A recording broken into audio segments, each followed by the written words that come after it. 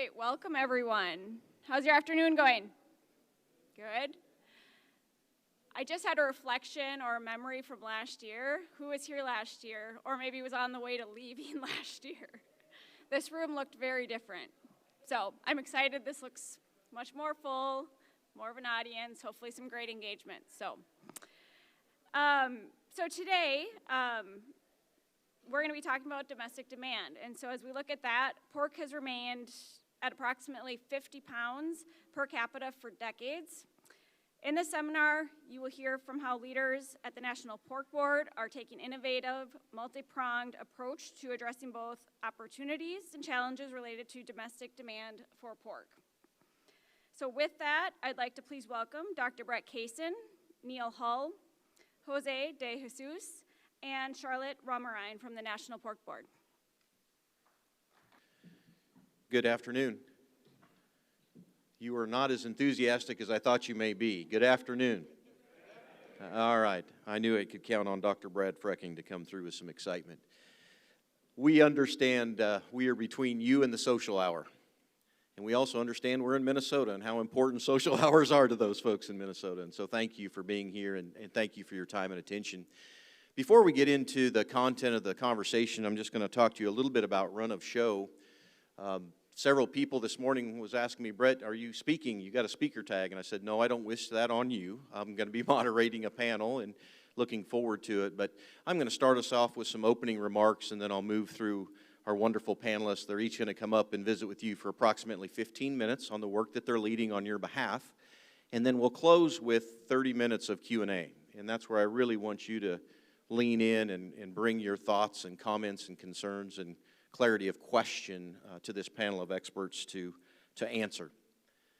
But as I was preparing this morning and we think about the opening slide on demand, I thought about you farmers in the room that I'm looking out that I've known for a very long time, and I'd be remiss in the fact if I don't start with thank you. Thank you for what you do each and every day. And I know the last 18 months has not been fun. I get it.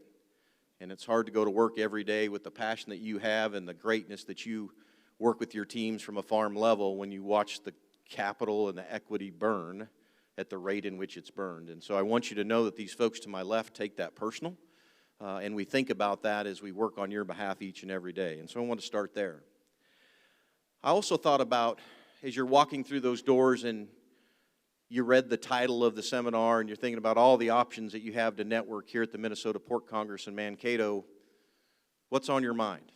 And I thought about, there's several questions that I'm sure you have as you enter the room when we talk about domestic demand. And I captured a few of those in my early morning study this morning. And I know there's more, but I'll share a few that hopefully connects with where you're at, maybe with your head and your heart.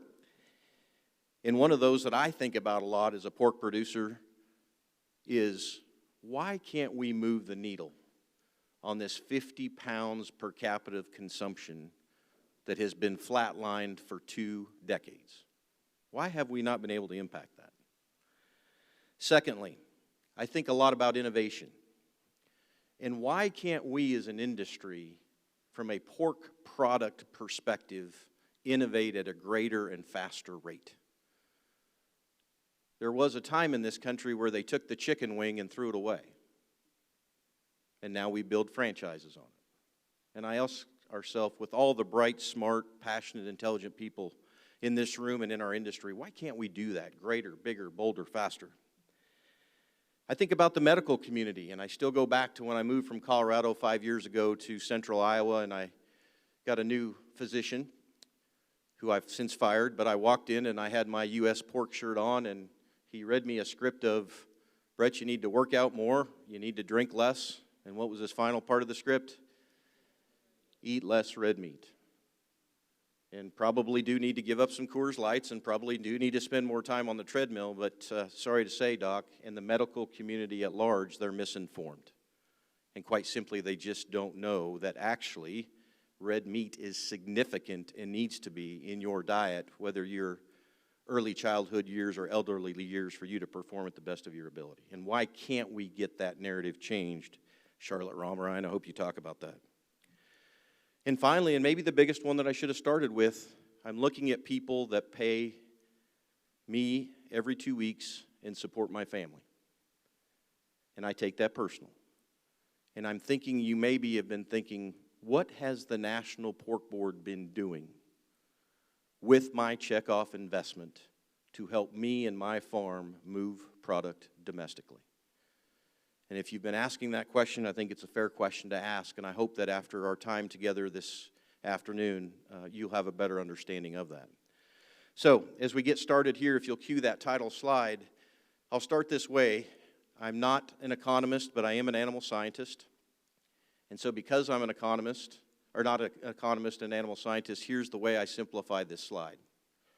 As a PhD animal scientist, I know this slide says black is good and red is bad. And I direct your attention to the far right-hand side of the screen, and you look at the length of those bars for the timeline that it's gone on and the depth and the impact of the economic losses in our industry. 2023, if you don't read or study or learn, will go down as the most miserable economic times in the history of the pork industry. And some of my leaders in front of me and some of those that have been in this business a long time will talk about 98, and this surpasses 98. And so there's part of the problem. But I also want to show you another money slide, and this is a money slide in which I want you to look deep into the pie chart and direct your eyes to the left-hand side of this pie chart. And this is where your 15-member board leaders, producer leaders, have elected to set your dollars on a chart forward and a path forward in 2024. Dale Stevemer, if I may, would you please stand up? Let's give this gentleman a big round of applause. Yours truly from Minnesota, serving on the National Pork Board of Directors, charting the course for where this funding goes. He has lots of hard decisions to make on behalf of all 60,000 pig farmers every day, but he and his other 14 board members have said, we know demand is important, and we think it's so important that we actually have invested over 51% of the pork board budget in 2024 towards demand efforts. You can see a large investment in the international space, a large investment in the domestic space, and a significant investment in the human nutrition space. That's with intention, knowing the challenges that you folks are seeing at your farms. The other thing I want you to pay attention to is, on this slide, particularly, I want you to take your eyes to the baby boomer generation. And as I like to call them, the boomer consumer has been extremely good to this industry for so long. They have been, quite simply, frank with you, pork's best customer. But the also reality is, as you start to sort out the data and you look at population dynamics, if you move the needle out to 2032, the boomer population will start to age out. That's just the way the world works. And so you're saying, well, Brett, I'm not surprised by that. But what you need to think about is that the younger generation, the X's, the millennials, the Z's, and the alpha betas are not filling that void from a consumption perspective. And so we've got to think different. We thank the boomers for what they've done and continue to do, but how do we create that same culture of pork, that consumption and that love of the product in which you produce in the younger generations? There's the per capita consumption when you talk about fresh pork by generation. Again, the boomer consumer shows up extremely well, and we thank them. But even if you come to my generation, Gen X, I'm sure there's millennials in the crowd right now, and I think forward all the way to my daughter's age, they are just not consuming fresh pork at the same pace, the same amount. Quite frankly, folks, and it pains me to say this, pork is not relevant with the younger consumer. And we're on a journey to help reshape that narrative. Let's talk about fresh pork perspective for a moment. And right away you're saying, but Brett, you opened the talk with the per capita consumption of pork annually with Americans is 50 pounds. What I'm showing you now is just fresh pork category across all demographics in the United States. So the data says in 2017 that the average American consumed 17.4 pounds of fresh pork. If you take that information to 2022, it decreases to 16.6, and if the data stays on par, and if we do what we've always done, we'll actually get less than we've ever had. And that puts us at a level in 2032 of 14, little over 14 pounds per person of fresh pork consumption. There's a lot of smart, bright, wonderful business people in this room, and you're wired like me. You're wired to win. You're wired to grow your business, and those lines don't suggest that we'll be able to do that. Now, some of you will step back and say, but Brett, that's fresh pork category. We're really doing well on the process side of the business. And you would be right, because everybody loves bacon. And those that don't are liars, right? That's what I like to say. But understand, most people enter the pork portfolio through the fresh product in which they first try pork. So they're not entering through the processed side, they're entering through the fresh pork side and then moving towards processed. And so if the experience isn't one that we want them to have on the fresh side, then obviously our processed pork portfolio is at risk. But I also want to show you this slide going back to introducing Dale. I showed you the budget for 2024, but not to lose sight of what 2023's investment was. Your farmer leaders put a significant amount of your money into this domestic marketing space in the original budget and then plussed it up with multiple millions again to help you in your businesses and your operations. Now, don't lose sight of the logos on the bottom of this slide. Those are not there to be pretty or placeholders. They're there with intentionality. You can see the blue pork pick. You'll see something called ponle pork, in which Jose will talk more about. Don't miss the flavor. Of course, the iconic and my favorite U.S. pork flag pick, and surprisingly, pork Charlotte will talk about as well. And so this is all part of a multiple variable approach to working on your behalf. And so a wise man once told me, they said, well, Brett, the world is full of problem identifiers. Well, that's just what I did for you the last 10 minutes, and I'm sorry for that. But what the world is short on is solution providers.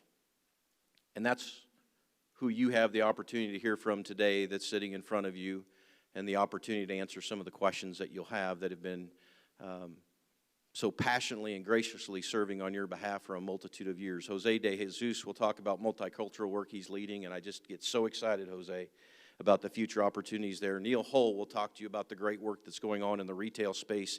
Specifically, what I get jazzed up about as a pork producer is the convenience store strategy, Neal, and the opportunities for these people in this room there.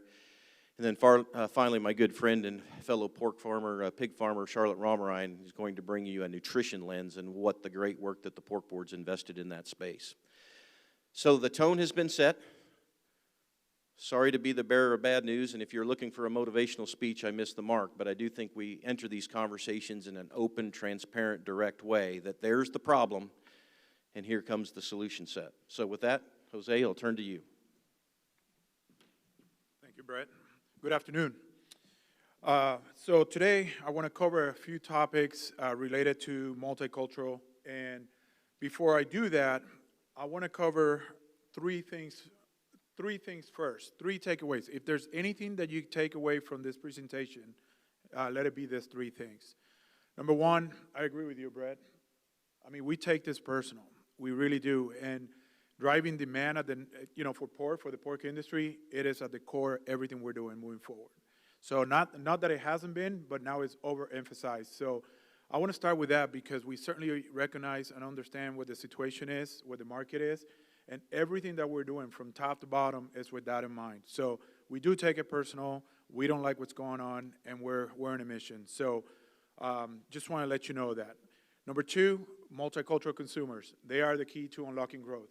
This is a growing market, tremendous affinity for the product, and so pork is relevant. You talked about pork not being relevant, Brett, and it is not relevant with a lot of consumers, but it is relevant with the multicultural consumers. Think about how much pork they eat. Think about how it's part of the cuisine. So for us, it's an opportunity to fish where the fish where the fish are. And number three is we're doubling down in taste and flavor, period. I mean, that is the number one attribute for pork. Aside from price, when you think about it, it's all about taste and flavor. So we're going to double down on that, and all of our efforts are with that in mind. So there are three takeaways. Let it be those three. With that, so one of the reasons why I always get asked, why do we focus on multicultural consumers? And the answer is because it's the growing markets. I mean, the last 20 years or so, most of the growth in this country has come from multicultural consumer driven by Hispanics, Asians, and African Americans. So this is about kind of hitching yourself to that bandwagon, if you will. So that is the growth. And not only is the growth that have happened, but it's also the growth that's happening in the future. So with us thinking about that and thinking about what the strategy is moving forward, we're making a big emphasis on these consumers for future growth. And then the other thing is, I always hear this idea that multicultural consumers, they're a smaller group, they don't have the buying power to buy products, and that's not true. $4.4 trillion, that's a lot of money. They can afford a product, okay? If you ever walk into any specialty store, there's all kinds of pork, all kinds of meat in there. They can afford our product. Are we connecting with them for the right reasons to kind of build that relationship with them? And then fourth point there's tremendous affinity, and I kind of spoke a little bit about that, but they over-index in pork consumption. So pork is relevant. So how do we fish where the fish are is the concept there. So just want to talk about that. And then that being said, there are some threats to consumption in the future. Number one, this is due to nutrition, and you'll see how we're positioning pork in the marketplace. I know that Charlotte here is going to talk a little bit more about that nutrition space, but it is a concern. We have a lot of folks in the multicultural space that eat a lot of pork, but then they think about the nutrition, so it's preventing some of these consumers to eat even more pork. So the way we're positioning the product is by design and with intent. We know that pork perform well on taste, so I talked about that. And then, however, even though there's a lot of consumption going on within these markets, they do state in research that we have that they plan to eat less pork in the near future. So we have a lot of reasons why to be relevant with this consumer, why to be proactive with them, because we don't want our best consumers scaling back consumption of pork. So you heard me talk about taste and flavor. So when you think about people going to the meat case and what drives their purchasing, aside from price, we talked about number one is taste and flavor. That's what we're going to be focused there. Nutrition is important as well, value, but taste and flavor drives the category. And this is true in the meat case in general, but when you think about ribs, when you think about bacon, when you think about chops, it's flavor, taste and flavor first. So this is the reason the data points us in that direction. So I want to give you a little bit of an overview of the multicultural strategy. We spent a lot of time over the last couple of years developing this strategy, and it's very simplified here, but I'll talk a little bit about it. So with the Hispanic strategy, it's play nice with plant, and the reason is because we have data that shows that while they eat a lot of pork, they're gravitating a lot into plant-forward meals, and that's a big concern because we know the affinity for pork, but if they're gravitating a lot towards plant-forward meals, we got to account for that. So you'll see how we're positioning that here in a minute and how we're bringing it to life. And then the African-American consumer, they're about 15% of the population, give and take. They eat a lot of pork, but primarily on the processed side.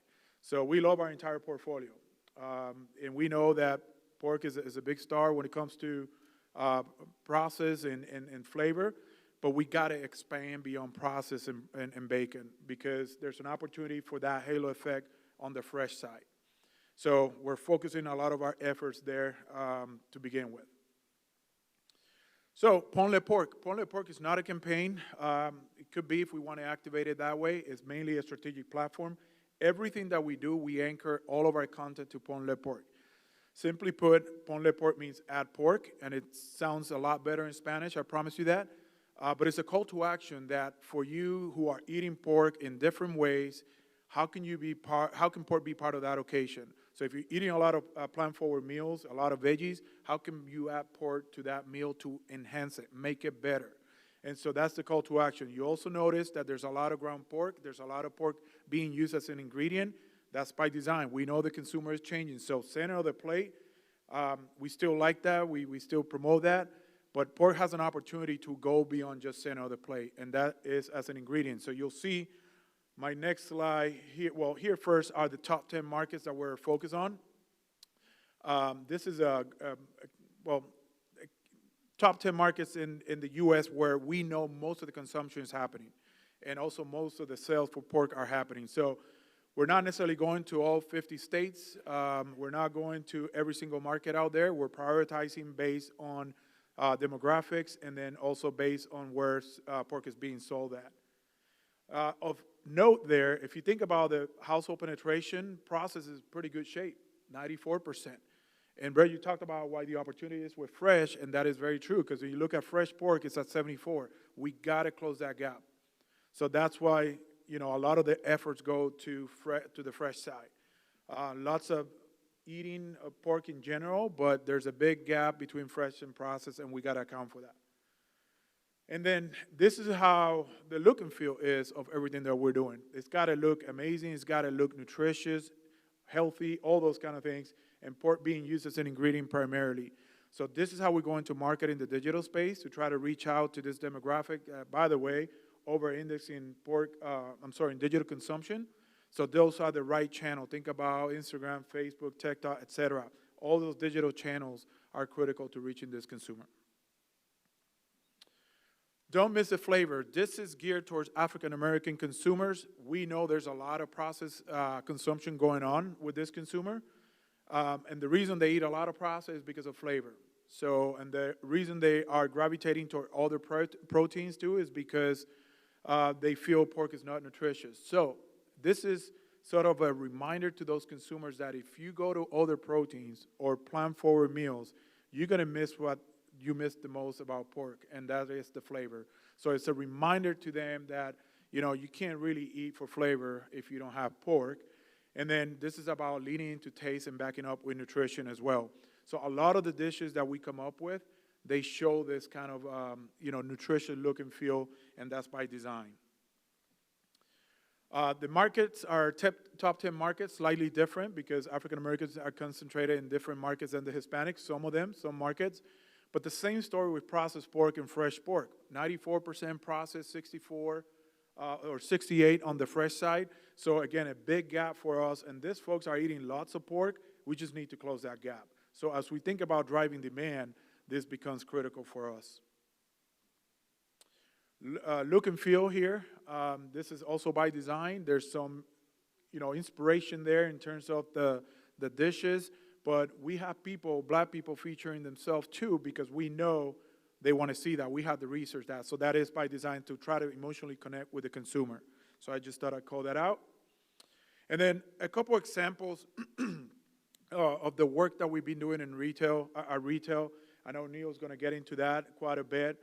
We have a lot of examples, so if you want more, we can chat certainly after this meeting. But I just want to bring this up real quick. This is a programmatic digital campaign that we did with Kroger. Why Kroger? Because they are probably the second largest retailer in the country, and they sell lots of pork.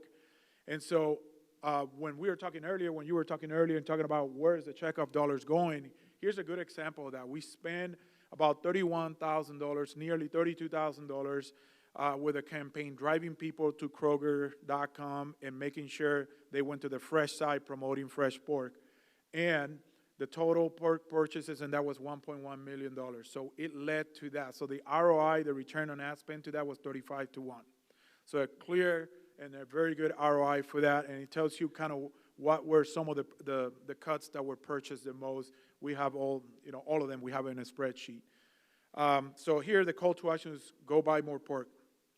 Did the same with Walmart. As the number one retailer, they cater a lot to Hispanic and African Americans. And we spent about $93,000, yielded almost $5 million in sales for a 53 to 1 return on ad spend.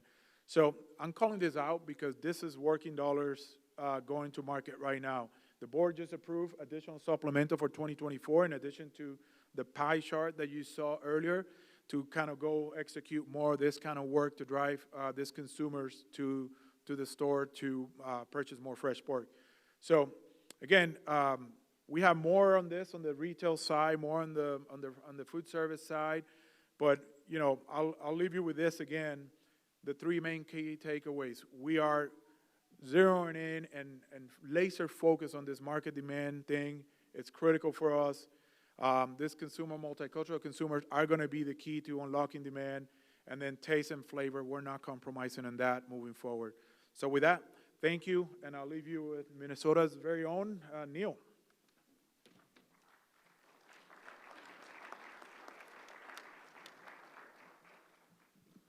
Good afternoon. Directly from Austin, Minnesota today. So proud of the fact that I've lived in Minnesota for 24 years. So it's set roots really deep here. I worked for Hormel for 25 plus years and joined the pork board 5 years ago. So I want to share a few examples of the team behind me that is really driving what we're doing in the marketplace. But Jose hit it really well, and Dr. Kaysen did a good job of teeing it up. We have to get into younger households. And I'm going to show you just a few examples of how we're doing that. So in Q4, the board approved some incremental funding, and we went in market. And one of the things that it really is shocking to me is a third of the U.S. population is in 4 states: California, Texas, Florida, and New York. Outside of Texas, not a lot of pork production in those states, and that's really where we've focused a lot of our efforts. In those markets, there are a lot of Hispanic shoppers and a lot of African-American shoppers. So Jose and I work closely together and really tying together the efforts that we're putting in the market. So we're going broad and deep. But you can see the top retailers there, and you can see regional powerhouses, and you can see national retailers. So we're really trying to, as Jose said, fish where the fish are. We've been working with a company called Adapted, and they can really target, and a lot of the work that we're doing is in the digital space, right? Because that's how those shoppers, those younger consumers, take in media. So they can target in those markets. We can target known shoppers that use a digital shopping list. The days of sitting and looking at the ads like my mom used to do, and she would write 3 different grocery lists because she was picking off each retailer. We're really targeting that at the point of they can just add it to their digital shopping list. And we talk about taste and flavor, and we talk about pork as an ingredient. Look at the beautiful food photography. I mean, it's all about how do we educate and inspire those consumers to want to add pork to their list. So this is an example of a banner ad that ran in the Hispanic markets. You can see that Ponle pork look and feel with the bright colors, and really talking about never boring and always delicious. Again, focused on taste and flavor. The other element that Adapted has is they have an add to cart. So in the markets where we've gone into, we can also target the top retailers in each of those markets. So on the slide, you see Chicago, and we know the top pork retailers in that market are Jewel and Walmart.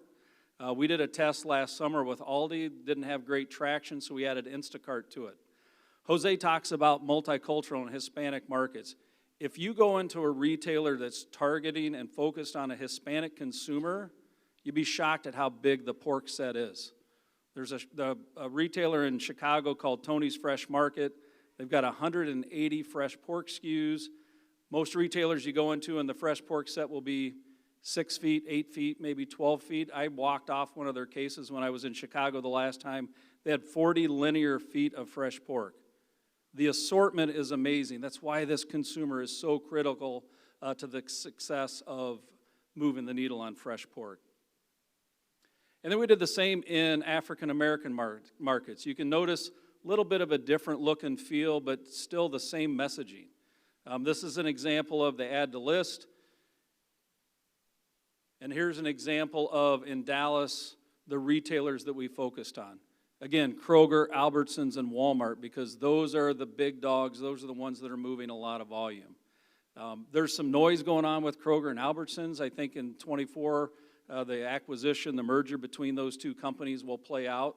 I had a conversation with Albertsons a couple weeks ago, and right now it's business as usual. They still view their counterpart Kroger as a competitor, and they were excited that they beat them on the price for ham for the holidays. So again, great work being done on your behalf with your checkoff, and we're moving the needles. Jose shared some of those results. Schnucks is a regional retailer out of St. Louis. I will tell you the buyer, Tony Manker at Schnucks, is engaged with us. He attends our Retail Advisory Committee meeting, and after our meeting last October in Orlando, Tony called me and said, hey, from the playbook, right, and we've done this multicultural and a consumer playbook, he wanted 18 recipes. He said, I'm using pork to drive traffic to my stores. So he's using QR codes, right? And I sent a note and I said, how are the QR codes working? Every month, the engagement and the traction gets better. But every other week, he's promoting pork because he knows that he's driving value for his retailer. And by the way, their pork business is up over 6%, which is unusual because most retailers will tell you that their pork business is down. So Schnucks is one where we've really engaged in a partnership. I would be remiss being here in Minnesota and Hy-Vee being such a great partner to highlight some of the work that we've been doing. I had a meeting in person in Des Moines with Jason Pride, who's the Vice President of Meat and Seafood. His comment was, I'm proud to support America's pig farmers. We sat down and did a planning meeting talking about what are we going to do. We always do things to kick off May, June, July, coming into grilling season. I said, Jason, our producers need more help now than they've ever needed. And he said, well, let's do something around Super Bowl. Less than 24 hours later, I had a deck from him saying, here's what I'm going to send out to my department managers. He did a display contest, and there's just a few examples of the displays that were in some of the stores. He featured pulled pork and shoulder on the front page for the Super Bowl. And then Seasons Magazine. And I will tell you, normally to promote in Seasons Magazine, it's $50,000. The feature that's there it costs us as producers $0. So he knows the value of standing behind you as pig farmers and driving value. So that's in stores now, and the cool part was, and we didn't even set it up with him, it focuses on pork as an ingredient. It focuses on using loin in a different way. So it really hits on all the things that we're trying to do. So you can see some of the big game things that went on here this last weekend. In March, he's going to do a mega all-pork sale, right? So more to come on that, but some exciting examples from Hy-Vee. I've got a meeting in person next week on Monday afternoon back in the Des Moines office of Hy-Vee to talk about more of building out the plans for the year. So that's just a few examples from the retail space of what we're doing. So Brett mentioned convenience stores. Convenience stores are a huge growth opportunity for the industry. If you think about the convenience stores that are being successful today, they're focused on food. They're not making money selling cigarettes anymore. They're not making money selling gas, but they're making money if they're focused on food. I was in Dayton last week at Ohio Pork Congress. I went into a Sheetz.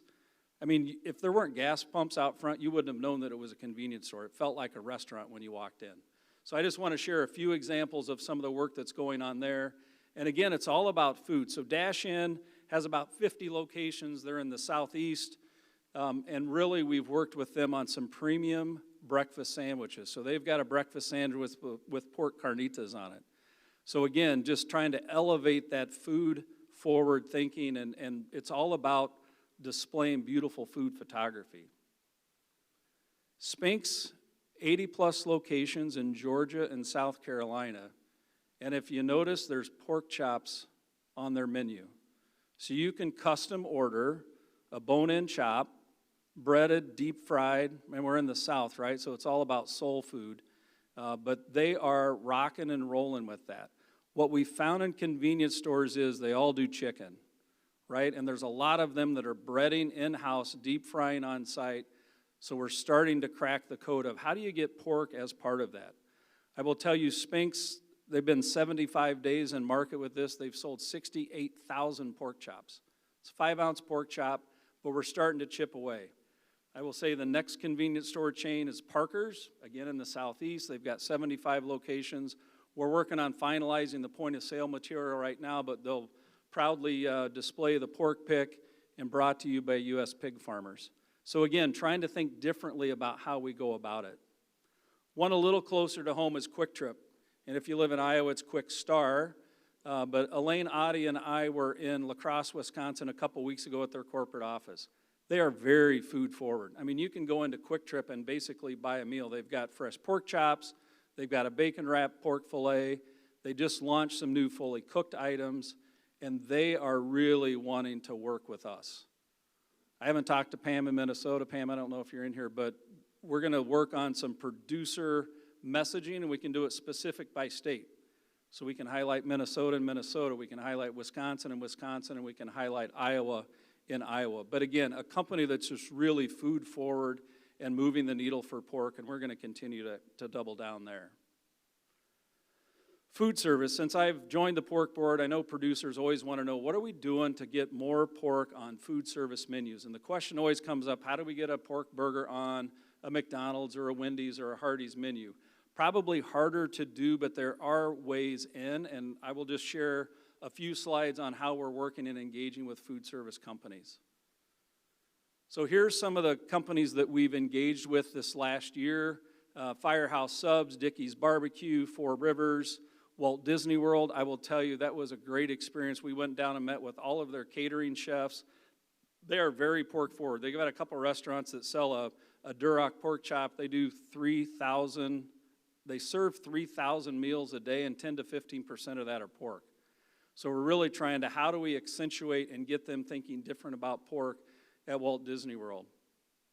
If you've seen some of the communication from the Checkoff last year, we partnered up with Firehouse Subs. They've got 1,250 locations across the U.S. This is a sandwich that hadn't been on their menu for about 8 years. And we provided some Checkoff funding. I always argued with them, the blue pork pick, you can almost see it down at the bottom. But at the end of the day, they sold over 350,000 pounds of pulled pork.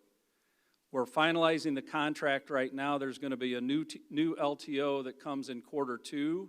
I can't say a lot about it because we've got a non-disclosure agreement with them, but I will tell you it highlights pulled pork and ham, and it will, their estimates are, again, in that 350,000 pound range.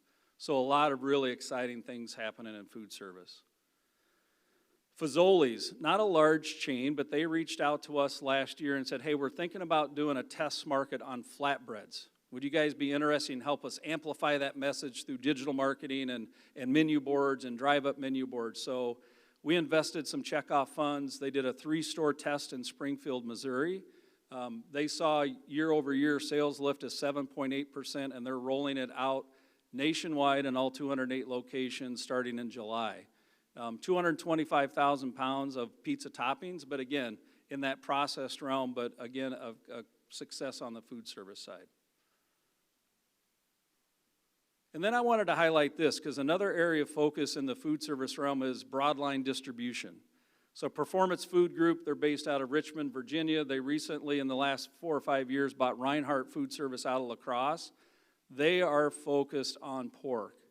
And I will tell you, that picture there was a producer panel that we did in December of 2022 in Richmond, Virginia. Jody Holla from Minnesota was one of the producers. And I will tell you, if we're not sharing our story, your story, nobody is. That engagement has led to local OPCO engagement last year. So you see there on the right, we partnered with PFG Temple, Texas to move the needle on pork. We have an innovation and collaboration session scheduled in Chicago with PFG's senior leadership team. Talking to Glenn Strickholm, he is so excited, and he goes, I want everybody to sell more pork. I just want to be the one that's out front leading it. So we're going to talk about how the pork checkoff engages with them.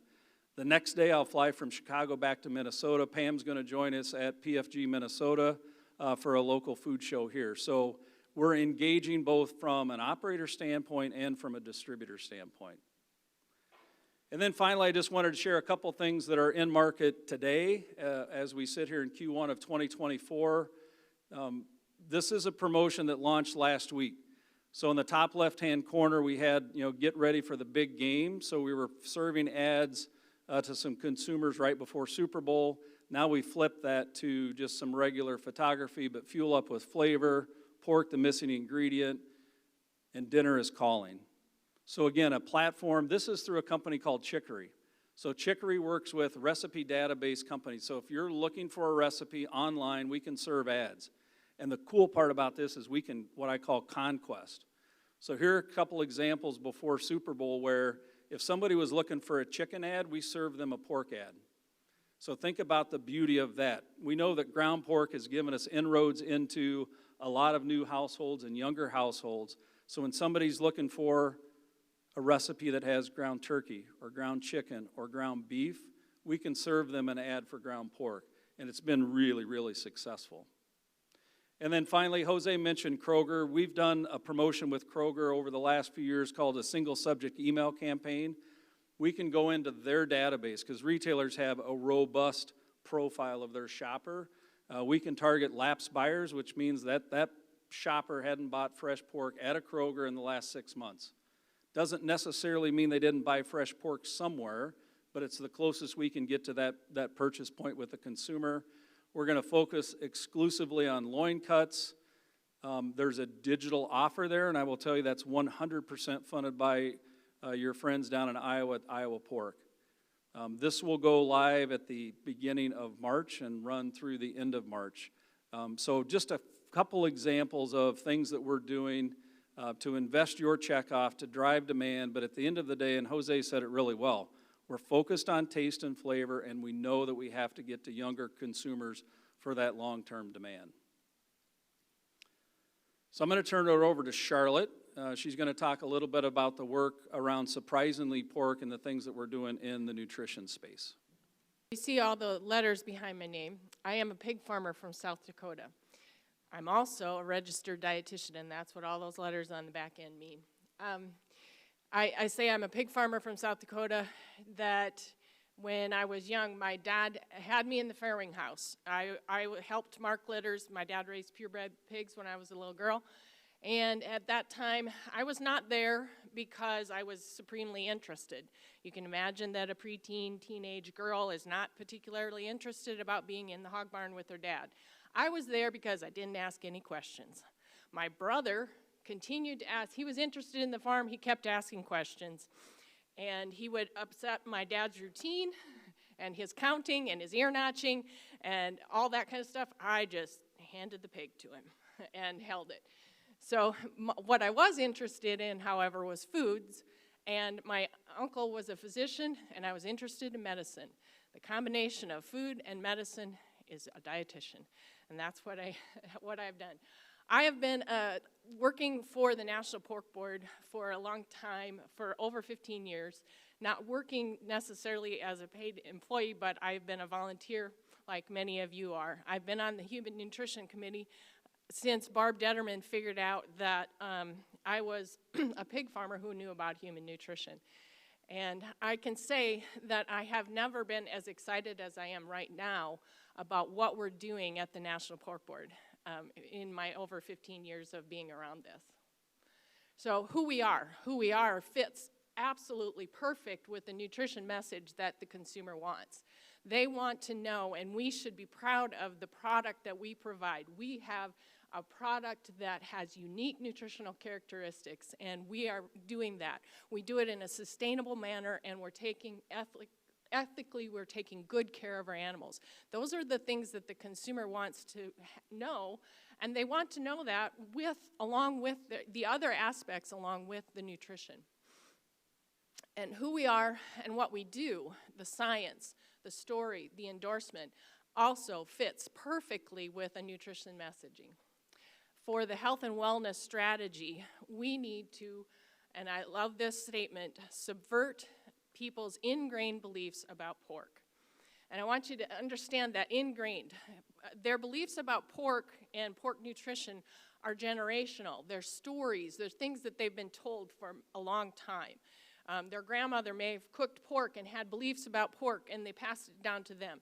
They go to their doctor's office, and they hear about, they might be asking questions about heart health, and they hear that pork is fatty and pork isn't good. And those are people that they trust, so those beliefs are ingrained and part of something that is more difficult to change than just, because those are trusted people, that's difficult to change. So we need to be diligent at that. We need to do something different. We need to be, in a way, aggressive. We need to turn the tables and do what we can to subvert people's ingrained beliefs about pork. And we're doing that through the science, the story, and the endorsement. All of it has to start with the science, with nutrition. Nutrition is a science, and we have to have good science to be able to support the story and to give us words for the story, know what we're talking about, and then we also need to have that to have credibility, to have people, dietitians like me, endorse our product. We aren't going to do it unless we have the science. Nutrition, a registered dietitian is an evidence-based practice.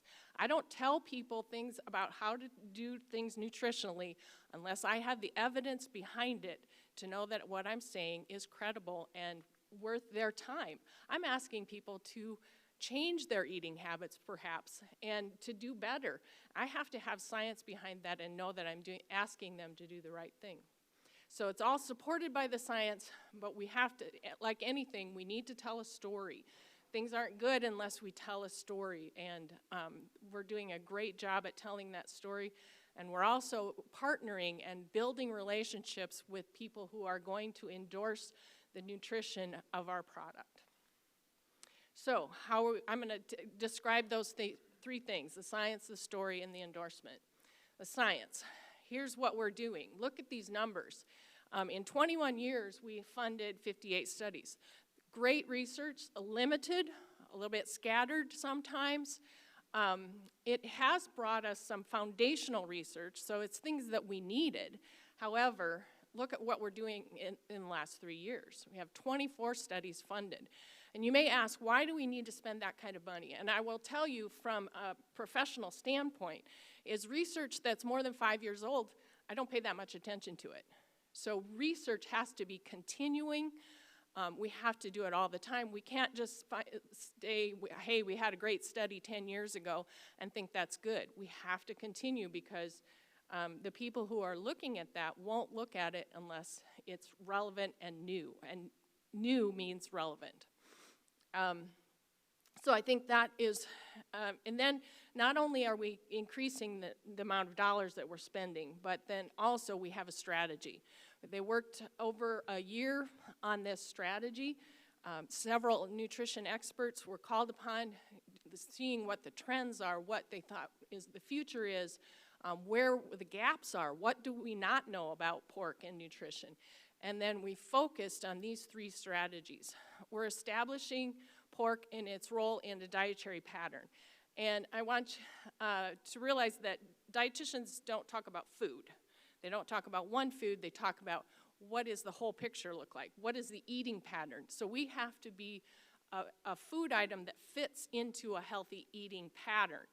And that's what this area of research is showing us. We have some really exciting research about carrier foods. In other words, if pork is on the plate, it carries other things along. So things that we don't eat a great deal of, whole grains, vegetables, beans, things that we know we need to eat more of. If pork is on the plate, those food groups come along. And when they come along, then if pork is on the plate, we also have higher intakes of choline, potassium, iron, just to name a few. There are several nutrients that are higher intake that people who are consuming pork have a higher intake. So we need to be using that, and that's a great, I think the dietitians that we've introduced that concept to have been very excited about that, carrying. So if you put this on the plate, it carries other really good, healthy things along with it. The second strategy is highlighting pork's role in sustainable nutrition. People are interested in sustainability. Are we raising something that is good for the environment? And then the third strategy is having novel ideas. This is where we get things that are new and up and coming. We're talking about precision nutrition. In other words, you find out what precisely you need for your health. Or, and they're also talking about food as medicine. So those concepts are relatively new and novel. We have some research, and you can read about it on the Pork Checkoff website that Aaron Barbie did. It's about biomarkers that show pork consumption, and they may indicate at some point, where our hope is that they indicate that you have improvement in cognitive function. So who's not going to eat pork if their brain's going to work better, right? And moms are going to have their kids eat pork if it means better brain function. Of course that's going to be. So it's great strategies, and they're adaptable to what the marketplace needs. So starting with the story, surprisingly pork was in the market in October through December of this year. The target audience, and it supports some of the things that have already been said, is millennial moms and healthy cooks. Why did they choose those two groups? Well, millennial moms have not only influence at home, but they have influence that's broader, and they are influencing generations. So if we influence that mom at home, we're also influencing their children. Healthy cooks, because a healthy cook is already interested in nutrition, so nutrition messaging fits exactly what they need.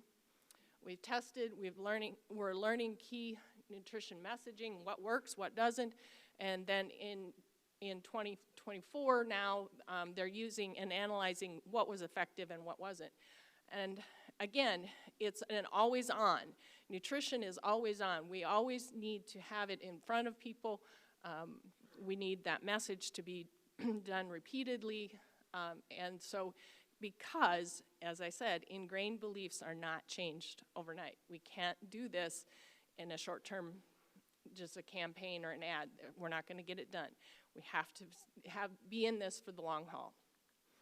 So it covers things from awareness to conversion, a lot of what you already talked about, new buyers, lapsed buyers, people that haven't been buying it, expanding the buyers that are already consuming it, and again, targeting those millennial moms and healthy cooks, both in social media and Instacart or e-commerce sites. And if you haven't looked at them, how many of you have seen the Surprisingly Pork posts on Facebook, or Meta, even on the Checkoff site? Have any of you looked at them? You need to look at them. They're great. I was so excited the first time I opened one up. I was like, I love this. So you need to do that. They're nuanced, they're fun, they're positive. It's about bringing delight to pork but also challenging people's ingrained beliefs. Look at it. It says, not your grandma's pork. One of them is talking about nutrition in pregnancy. When do you want to eat the best? When you're have a new life inside of you. Of course, those moms want to eat well. So we're targeting and talking about nutrition that's meaningful to the person. And I really love it because it's so positive. We have a couple of effective channels. Both the most effective have been Meta or Facebook. And that's where we're trying to increase awareness, drive people to pork.org. And then in Instacart, we're actually influencing and disrupting the buyer right when they're trying to make their decision. So these are the 3 ads on each of those platforms that were the most popular. The most popular overall was the power of pork. And that feeling when you learn that pork is as lean as a skinless chicken breast. You know, I've said that to people over and over and over again. But this guy, he said it better than I did, than I ever have. And I think you like I said, if you haven't done so, you need to take time to look at these. They're taking this, normally they're 15 seconds, they're taking this one down to 5 seconds because particularly on the Instacart, they need them quick. You know, we're about a quick society, we need things quick. And I'm not gonna spend 15 seconds, but maybe I'll spend 5. So lastly, and I'll take your time just to speak about the endorsement. Healthcare professionals are the ones we need to engage with, and you might ask, why are we engaging first with the registered dietitian? Well, first of all, look at their reach. 250 million patients or clients annually are seen by dietitians. When you go to your doctor, when you go to your nurse practitioner or your physician's assistant, you are going there for a multitude of things. They are telling you to take your medication, to exercise. Maybe they will mention eating right. But when you go to a dietitian, you are expecting to learn about nutrition. You are expecting to learn how to eat or how to eat more healthy. So that's all we do. That's what we specialize in. And then the registered dietitian, as opposed to other people, in that, again, the evidence or the science matters. So the work that we're doing in the science matters to a dietitian, and that's part of what we use every day. So we are doing it in a couple ways. Pork and Partners is a dietitian community or a healthcare professional community. We have 1,500 members on that signed up. You get monthly newsletters. It's on Instagram. It's a really positive, great site. And I urge you to understand that the word is partner. We are not talking to dietitians. We are partnering with them, helping them be better dietitians, helping them have continuing education, which we always need. We're always looking for it, and we're looking for it free because things in life are costing a lot of money. So Pork and Partners providing free continuing education is a big deal to a dietitian. We're giving them helps. We have done media training and other things, so we're partnering. And you know, when you partner with somebody, when you build a relationship with somebody, then they are more likely to advocate on your behalf. Those dietitians are excited about pork. They're posting about pork. I've been following the dietitians that I know that I met at the roadshow, which I'll talk about in a minute, and they all have a huge uptick in how much pork they're presenting on their Instagram pages. So we did 3 roadshows in 23. That's where we partnered with the dietitians. We provided them experiences, training, and so forth, and we introduced them to farmers because we are their partner. These are some in-person engagement, and in-person engagements build bridges. Dwight Mogler, I see him sitting here. He and I and Jan Archer were at the roadshow in Des Moines. Rich Deaton partnered at the annual meeting of dietitians, and Deb Balance was at one in South Carolina. And I want you to see why this matters. Look at these words and these comments from dietitians. They are ready to advocate on our behalf. They thought it was insightful. They have a better understanding. But I want to bring your attention to the one in the bottom right. They got a new perspective. They were from Iowa, surrounded by farms, and they had never talked to a farmer. They didn't have a relationship with a farmer. That, I guess, is a call to action for all of us in this room is, have you met your dietitian? Do you know the dietitian at the hospital locally? Do you know the dietitian at Hy-Vee? You can build a relationship, and I hope that there aren't as many dietitians that can say this, that I was surrounded by farms and I knew nothing. You also, in Minnesota, are going to get a great opportunity come this fall. Last fall in October, Rich Deaton and I and Emily Krause and Kristen Hicks-Roof and Denise Ackley from the National Pork Board were all in a pork booth at the annual meeting of dietitians, the Food and Nutrition Conference and Expo, which dietitians affectionately call FNCE because we don't want to say all those words. And we had 800 attendees in our booth, and when we say 800 is because they have badges that we scanned. When we scanned their badges, they gave us permission to have their information.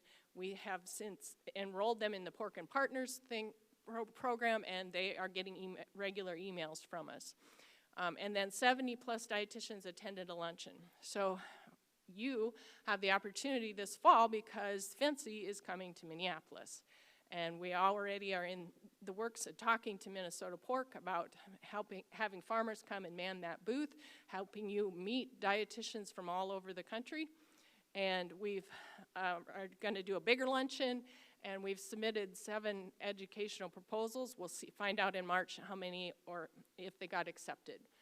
But bigger events, and that's for your opportunity to help us. And the endorsement is also a part of Minnesota Pork and a program you're partnering with Coburn's and using the Surprisingly Pork for March National Nutrition Month. So you have a great team at the National Pork Board, and Emily Krause and Dr. Kristen Hicks-Roof are the dietitians that are working at the National Pork Board. They are energetic, they're working hard for you, and I'm proud to call them my colleagues. They are taking on the legacy that Kara Belke-Ungerman, who left us too soon, she started that science, that story, and that endorsement. She's the one who coined the phrase, subvert people's ingrained beliefs about food. And these 2 dietitians are perfectly equipped to carry on her legacy. And so you need to meet them, and I know you will be enthused that these people are working for you because they're great people. So thank you.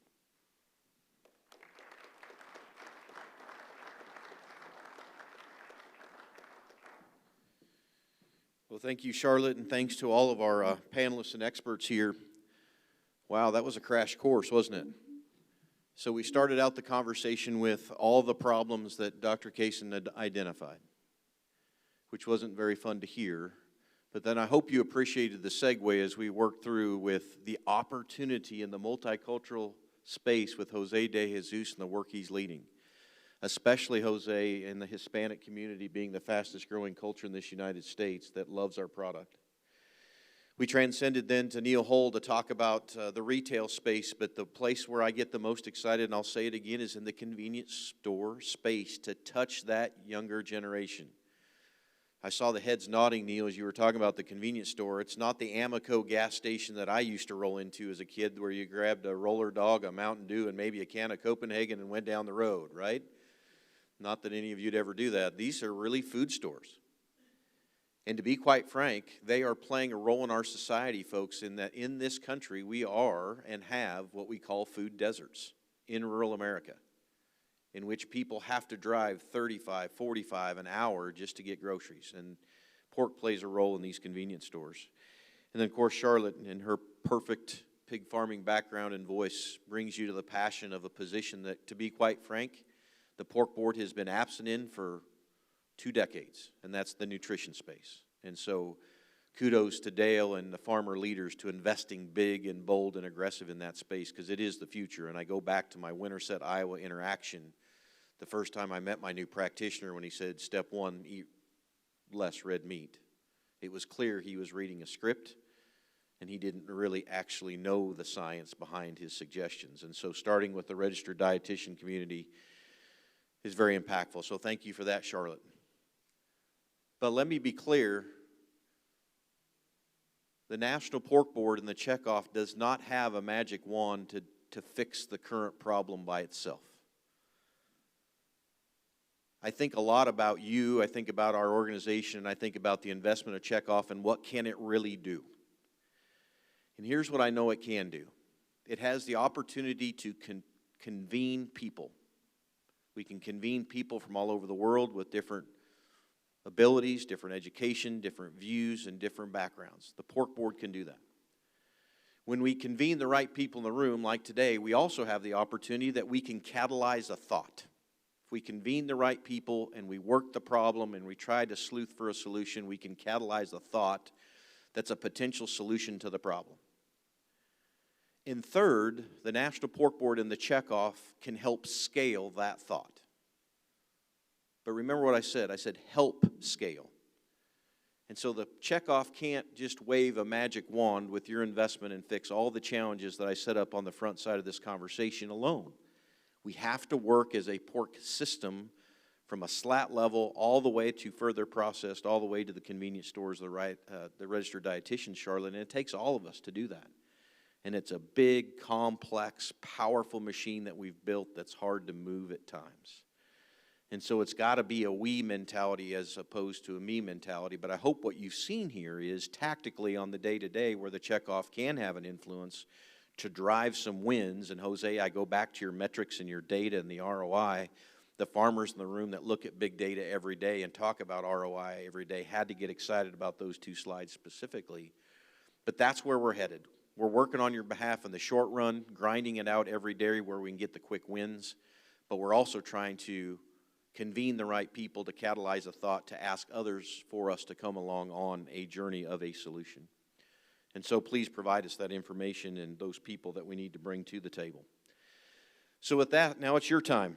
And you've got about 25 minutes here before the social hour starts. And Jill Ressler in the back said she's locked the doors and she won't let you out until we get to the top of the hour. So I'm sure you've got plenty of good questions. I'd ask for your questions, your feedback, your comments, your pushback of what you heard here from our panel of experts. And then I have the honor of taking the question from you, and then I will make sure I move it on to the correct panelist. And so the first one's always the hardest one to ask. But who wants to go first and ask the first question? Mike Porth, you've always been a star student. To my right, what's your question? You can take this one, and really, what is the initial data telling us post Prop 12 implementation? If you want to comment on that, and if you have some preliminary data, you can.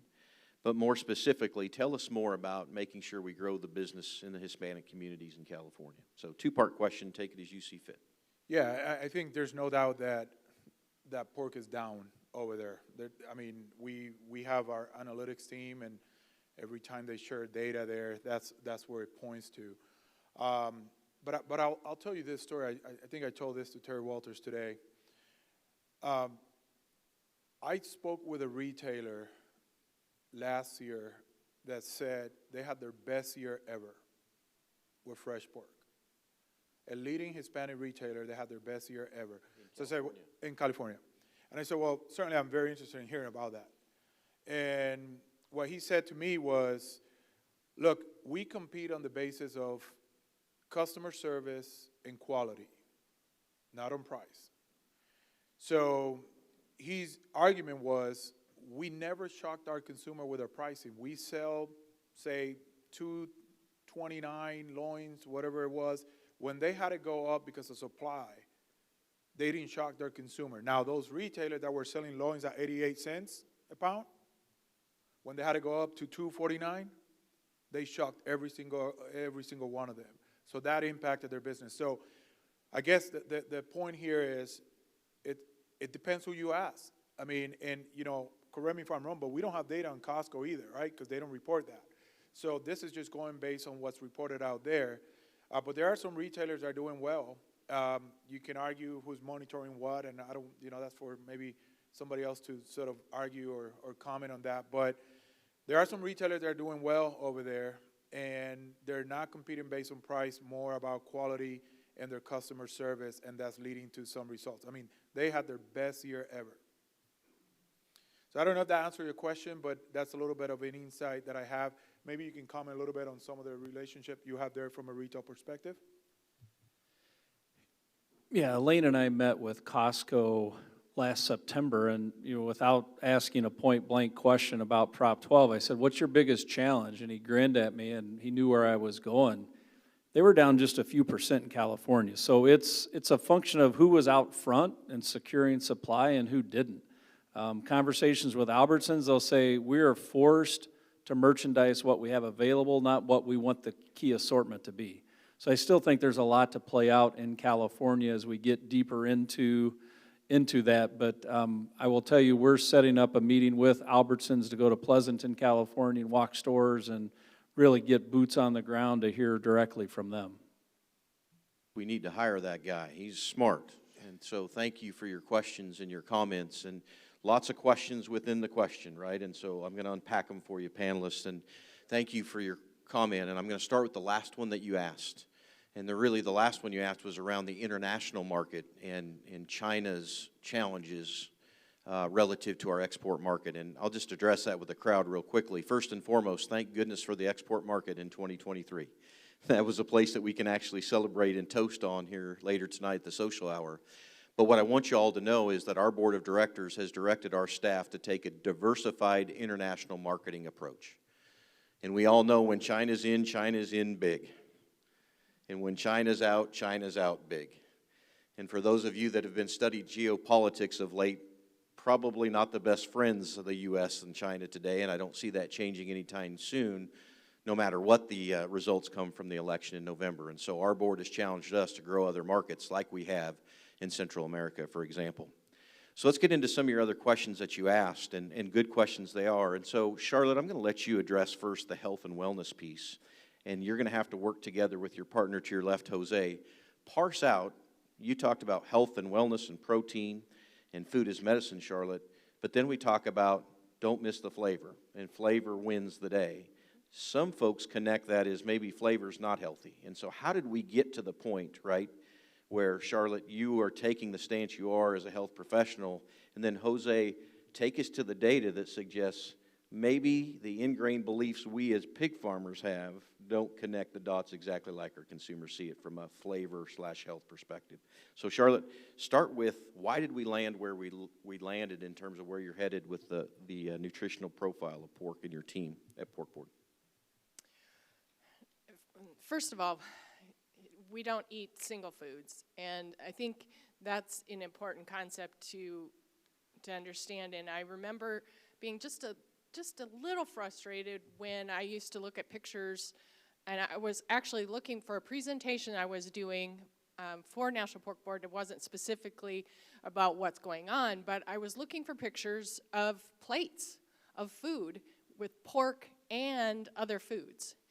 And I was not finding them until we have started looking at pork in a different way as part of an eating pattern, and talking about it being a carrier food and bringing other food groups along. So I think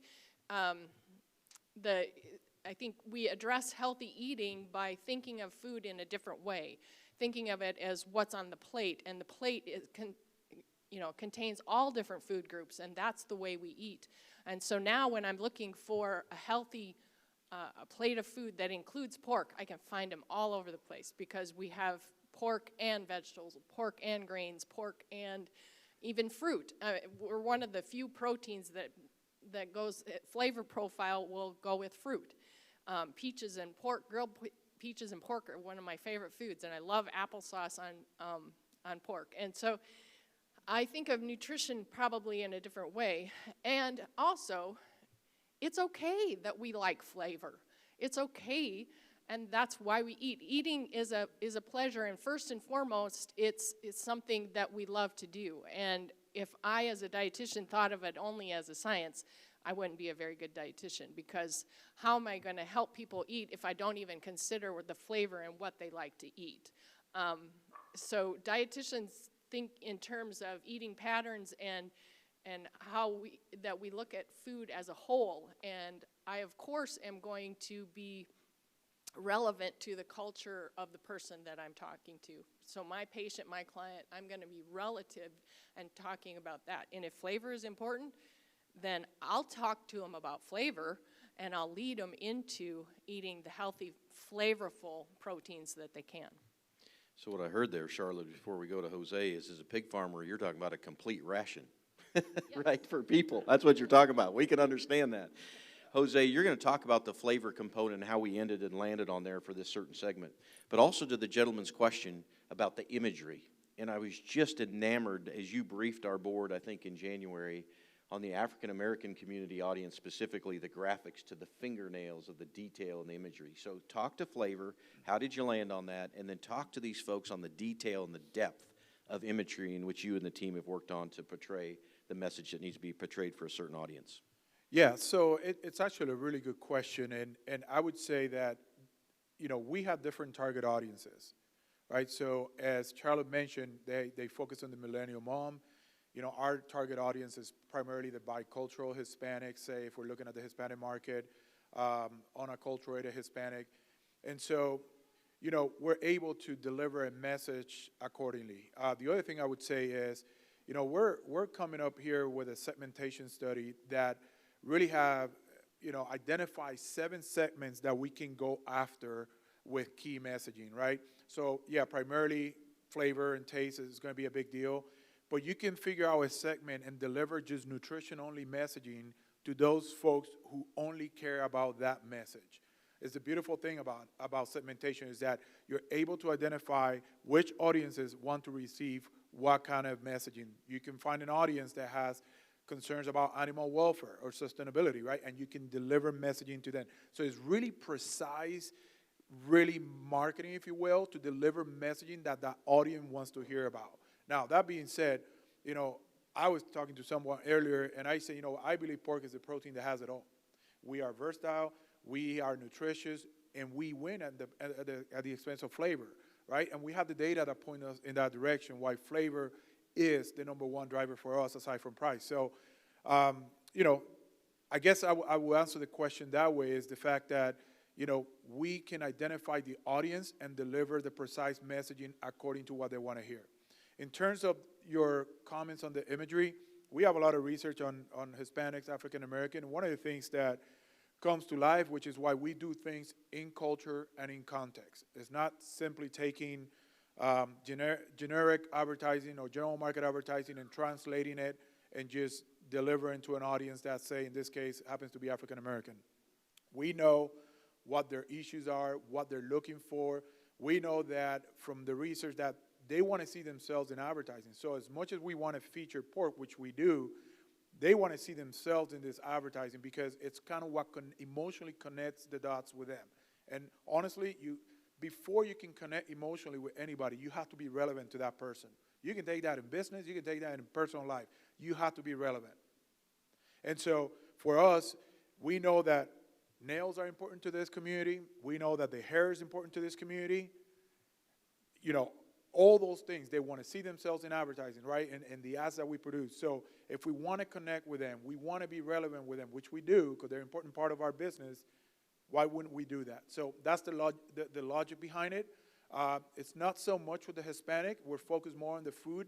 But I would say that we've been doing some outreach to Hispanic consumers for a long time now, where the African American we just started about 2 years ago. So that's kind of the reasoning behind it. Thank you, Jose. And let us not forget what he said, in culture, in context, right? Very important. And the other thing is, think about what he was just talking about is the detail on the imagery, the hair, the fingernails. This is the work that your National Pork Board and your Checkoff investment is going towards. Folks, that's a very much different strategy than couponing and devaluing your product and trying to give it away. And there was maybe a time and place where that worked, and maybe that's what we should have done. But what Jose just talked about versus where we've been, Vince, is two different things. And it's going to take that kind of attention to detail and depth and data and intelligence to move us to the next level. Vince, question? And so the question is, compliments first on appreciating the focus on the African American and Hispanic community. But Vince's question is, tell me more about our efforts around the Asian community. Why not an emphasis today? And maybe what does the future look like there, Jose? Yeah, I was expecting that comment, that question for sure. And I appreciate the question. You know, Asians, I'm a big fan of the Asian culture, right? Because nobody eats pork like they do. And I mean nobody. I mean, if you've ever been to Asia, the way it is, you know, in the markets, the way it is in the grocery stores, in food service, they eat a lot of pork. And they have a tremendous affinity. And, you know, I don't know that they have the same issues as we do, as maybe the Hispanics and African American have in terms of how they view pork from a nutritious perspective. And we'll get there at some point when we start going deeper into that. But I'll tell you this, the reason at the moment is there's 6% of the population. And the one thing that unites Hispanics is the language. I mean, if you are Hispanic, you speak the language. Now, we could be from different places, but we can speak the language, right? And the culture is somewhat similar. There's cultures within the Asian Hispanic. So you're talking about 6% of the population. When you start breaking this down into what segment we want to focus on, you might have just 1% or less than 1%. It could be something where you just focus in Portland or LA only, right? And so we got to figure out what the size of the price is to the research. And frankly, with everything that's going on right now, with the market demand, I mean, we got to leverage what we have. We got to get after what we have and drive demand right now. And so at some point, it is part of my plan. It comes up every year. But we got to understand what the opportunity is, what we're trying to solve for. Research will help dictate some of that. But I'm not trying to say there's not an opportunity. It's just that when you think about the different languages that you have within the Asian community, it's not like you can come up with an Asian plan and say, hey, let's target all the Asians in the U.S. Because it is not like that. It's very fragmented, if that makes sense. Did that answer your question, sir? Lots of nodding heads, Jose, and you taught me a long time ago, fish where the fish are. And it's not that the Asian community is irrelevant, but when you talk about the African American community and the Hispanic community, a lot more fish to catch there currently in this country. Absolutely. Dwight. An interesting concept here, panelists, and I'll leave it up to the trio of who wants to take this one first. But Dwight, I'm a Mexican food enthusiast. It's my favorite. But what I think I heard Dwight say is if they have that true passion for pork as a food and have for generations, how do we utilize that to our advantage, right, and try to move that into other ethnicities as well, right? So really interesting, novel concept and thought, and whoever wants to tackle that one first. It's more of a thought, philosophical question. I just have one thing, and I'm not certain if it relates as much as you might think, but I find it interesting. One of the research proposals that we have funded is looking at, we have data bases about studying how people eat here in the United States, and we're studying one of those in Korea, and because they are high indexers in pork, and so what can we learn from that? And so I think that we are, looking at some data related to people who eat a lot of pork, and maybe we can glean some nutrition information from that can benefit us.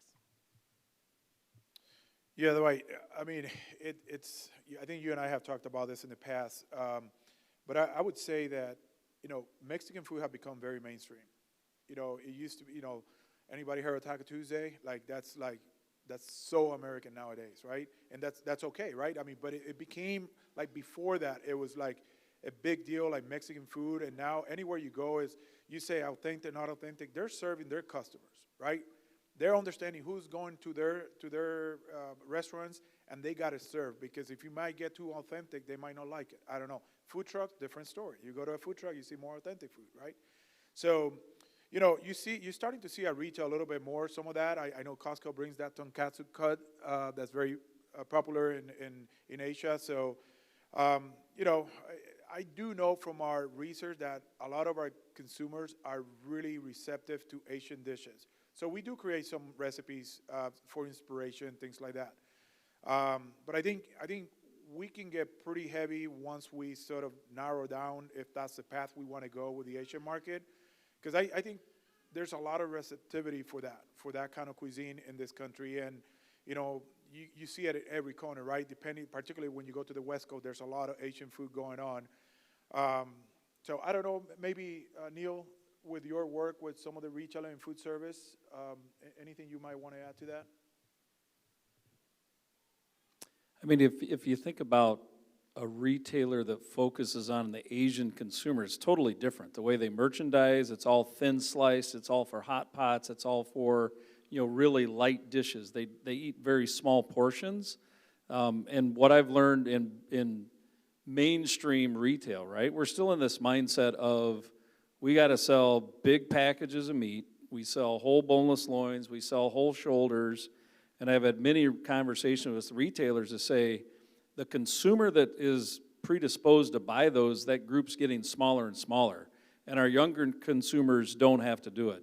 I gave the example, 5 years ago, I gave a presentation, The Need for Change. Smaller packages, households are changing, and I literally had one of the largest retailers in the U.S. said, if we go smaller packages and I don't sell anymore, I shot myself in the foot. So change is hard, right? I mean, change is hard from a retailer perspective. We're starting to get there. You're starting to see some new items and some smaller packs and really targeted towards smaller households. I think that's just, I'll call it a work in progress. Couple comments there. First one for Jose, Taco Tuesday, always best followed by Margarita Monday, right? I think those things go together, and we could spend another hour talking about innovation, right? And our lack of willingness to innovate. And we've got time for one more question, but since Neal went to the innovation space, I can't help but share a story with you that's taking place in real time on your behalf today in the Philippines. And guess what the Filipinos are asking from the Americans, pork-wise? What do you think their number one ask this week has been? Smaller box size. And their biggest complaint is, Dr. Newman, you send American pork in a box that's 60 pounds. The Brazilians are sending it to us in a 40-pound box. And our Filipino friends that are moving those boxes every day have just asked for a smaller box size. And the Filipinos are pushing back and say, if you can't get it in a smaller box size, then maybe we'll do more work with Brazil. And so I'm standing with you as a teammate that says I get frustrated when we can't even innovate into a smaller box size to add value to you at a farm level, let alone get into the innovation space at the retail level or all the things. And so we've got tremendous opportunity, but we've got to think differently. And on your behalf, as I work in the C-suites and travel the world, I'm not a big fan of no because. And sometimes our pork partners, I hear a lot, no, Brett, we can't do that because. No because, no because. I'm really looking forward to the day we're going to get together and do some yes-ifs. Because if we don't do some yes-ifs soon, I worry about the size and scope of your businesses and our ability to grow this business in the United States. I think we're all passionate about. So I said we had time for one more, but it says 4 o'clock, and I know that we are between you and social hour. And so we thank you for your time and attention.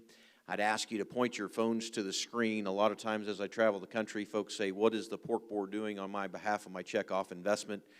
And if you scan that QR code, that will link you to a weekly email in which you will receive in your inbox. And so I know some of you think you get too many emails, but this one offers, I think, a lot of value on that daily, weekly update of what we're doing with your investment. So once again, help me with a round of applause for our panelists. I thought they did a wonderful job.